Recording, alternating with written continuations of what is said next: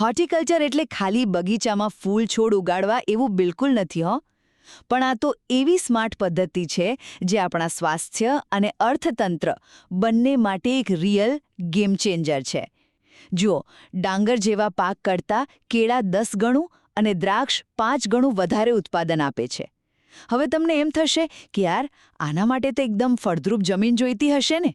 ના, બિલકુલ નહીં. આ પાકો એકદમ ઢોળાવવાળી કે નબળી જમીનમાં પણ મસ્ત ઉગી જાય છે. કોંકણના પહાડોમાં થતી કેરી અને કાજુ એનું સૌથી બેસ્ટ ઉદાહરણ છે. બીજું, આવું જંગી ઉત્પાદન સ્વાભાવિક રીતે જ દેશના અર્થતંત્રને જોરદાર વેગ આપે છે. આમાં આખું વર્ષ કામ ચાલતું હોવાથી લોકોને કાયમી રોજગારી મળે છે. અને હા, બાગાયતી ખેતી સાંભળીને આપણે ખાલી ખાણીપીણી જ વિચારીએ, ખરું ને? પણ તમને જાણીને નવાઈ લાગશે કે ફાર્માસ્યુટિકલ, કોસ્મેટિક્સ, પેઇન્ટ્સ અને તેલ ઉદ્યોગને પણ જરૂરી કાચો માલ અહીંથી જ મળે છે. છે ને કમાલ?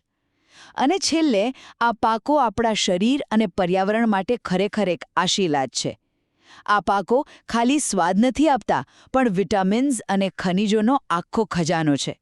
સાથે જ તે આપણી આસપાસના પર્યાવરણનું રક્ષણ કરીને વાતાવરણને એકદમ સુંદર અને લીલુંછમ પણ બનાવે છે. ટૂંકમાં કહીએ તો બાગાયતી ખેતી એ ઓછા સંસાધનો વાપરીને સ્વાસ્થ્ય, સંપત્તિ અને પર્યાવરણને એકસાથે ખીલવવાની એક ગજબની નફાકારક કળા છે.